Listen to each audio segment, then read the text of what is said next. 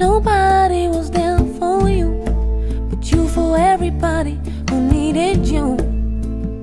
Nobody was on your side except the us and a truck that tanked away.